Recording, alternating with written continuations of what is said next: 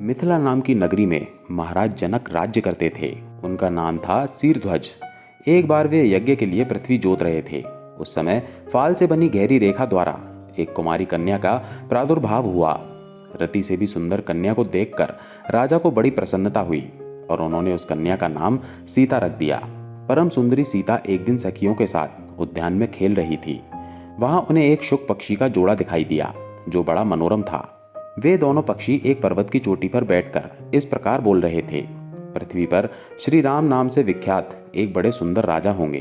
उनकी महारानी सीता के नाम से विख्यात होंगी। श्री राम सीता के साथ 11 वर्षों तक राज्य करेंगे। धन्य है वे जानकी देवी और धन्य है वे श्री राम।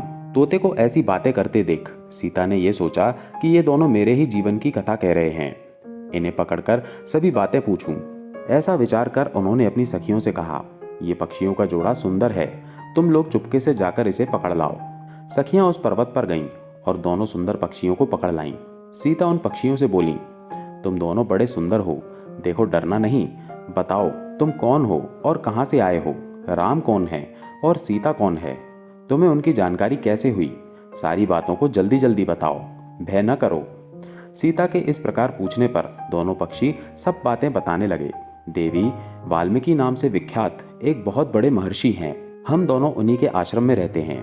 महर्षि ने रामायण नाम का एक ग्रंथ बनाया है जो सदा मन को प्रिय जान पड़ता है। उन्होंने शिष्यों को उस रामायण का अध्ययन भी कराया है। रामायण का कलेवर बहुत बड़ा है। हम लोगों ने उसे पूरा सुना है। राम और जानकी कौन है, इस बात को हम बताते हैं तथा इसकी भी सूचना देते हैं कि जानकी के विषय में क्या क्या बातें होने वाली हैं। तुम ध्यान देकर सुनो। महर्षि ऋष्यशृंग के द्वारा कराए हुए पुत्रेष्टि यज्ञ के प्रभाव से भगवान विष्णु राम, लक्ष्मण, भरत और शत्रुघ्न ये 4 शरीर धारण करके प्रकट होंगे। देवांगनाएं भी उनकी उत्तम कथा का गान करेंगी। श्री राम महर्षि विश्वामित्र के साथ भाई लक्ष्मण सहित हाथ में धनुष लिए मिथिला पधारेंगे। उस समय वहां वे शिवजी के धनुष को तोड़ेंगे और अत्यंत मनोहर रूप वाली सीता को अपनी पत्नी के रूप में ग्रहण करेंगे। फिर उन्हीं के साथ श्री राम अपने विशाल राज्य का पालन करेंगे। ये तथा और भी बहुत सी बातें वहां हमारे सुनने में आई हैं। सुंदरी, हमने तुम्हें सब कुछ बता दिया। अब हम जाना चाहते हैं, हमें छोड़ दो। पक्षी की ये अत्यंत मधुर बातें सुनकर सीता ने उन्हें मन में धारण किया और पुनः उन दोनों से पूछा, राम कहाँ होंगे, वे किसके पुत्र हैं और कैसे वे आकर जानकी को ग्रहण करेंगे? मनुष्य अवतार में उनका श्री विग्रह कैसा होगा? उनके प्रश्न सुनकर शुकी मन ही मन जान गई कि ये ही सीता हैं। उन्हें पहचान कर वो सामने आ उनके चरणों पर गिर पड़ी और बोली, श्री रामचंद्र का मुख कमल की कली के समान सुंदर होगा। नेत्र बड़े बड़े तथा खिले हुए, नासिका ऊंची, पतली और मनोहारिणी होगी। भुजाएं घुटनों तक, गला शंख के समान होगा। वक्षस्थल उत्तम व चौड़ा होगा। उनमें श्रीवत्स का चिन्ह होगा। श्री राम ऐसे ही मनोहर रूप धारण करने वाले हैं। मैं उनका क्या वर्णन कर सकती हूँ? जिसके 100 मुख हैं वो भी उनके गुणों का बखान नहीं कर सकता। फिर हमारे जैसे पक्षी की क्या बिसात है? वे जानकी देवी धन्य है जो शीघ्र रघुनाथ जी के साथ हजारों वर्षों तक प्रसन्नता पूर्वक विहार करेंगी। परंतु सुंदरी, तुम कौन हो? पक्षियों की बातें सुनकर सीता अपने जन्म की चर्चा करती हुई बोली, जिसे तुम लोग जानकी कह रहे हो वो जनक की पुत्री मैं ही हूँ। श्री राम जब यहाँ आकर मुझे स्वीकार करेंगे तभी मैं तुम दोनों को छोड़ूंगी। तुम इच्छा अनुसार खेलते हुए मेरे घर में सुख से रहो। ये सुनकर शुकी ने जानकी से कहा, साध्वी, हम वन के पक्षी हैं, हमें तुम्हारे घर में सुख नहीं मिलेगा। मैं गर्भिणी हूँ, अपने स्थान पर जाकर बच्चे पैदा करूंगी, उसके बाद फिर यहाँ आ जाऊंगी।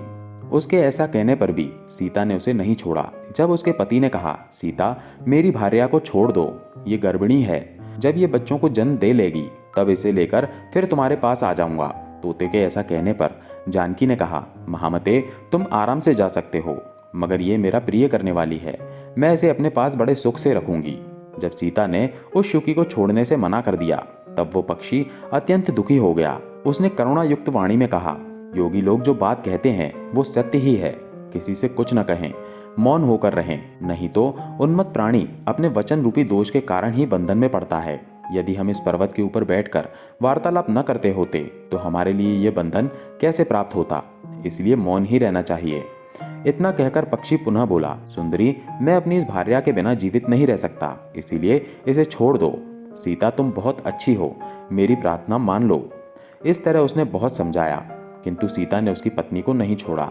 तब उसकी भार्या ने क्रोध और दुख में व्याकुल होकर जानकी को शाप दिया, हरि, जिस प्रकार तू मुझे इस समय अपने पति से अलग कर रही है, वैसे ही तुझे स्वयं भी गर्भिणी अवस्था में श्री राम से अलग होना पड़ेगा। यूं कहकर पति वियोग के कारण उसके प्राण निकल गए। उसने श्री रामचंद्र जी का स्मरण तथा पुनः राम नाम का उच्चारण करते हुए प्राण त्याग किया था। इसलिए उसे ले जाने के लिए एक सुंदर विमान आया और वो पक्षिणी उस पर बैठकर भगवान के धाम को चली गई। भार्या की मृत्यु हो जाने पर पक्षी शोक से आतुर होकर बोला, मैं मनुष्यों से भरी श्री राम की नगरी अयोध्या में जन्म लूंगा तथा मेरे ही वाक्य से इसे पति के वियोग का भारी दुख उठाना पड़ेगा। ये कहकर वो चला गया। क्रोध और सीता जी का अपमान करने के कारण उसका धोबी की योनि में जन्म हुआ। उस धोबी के कथन से ही सीता जी निंदित हुई और उन्हें पति से वियुक्त होना पड़ा। धोबी के रूप में उत्पन्न हुए उस तोते का शाप ही सीता का पति से विशोक कराने में कारण हुआ और वे वन में गईं। जय श्री राम।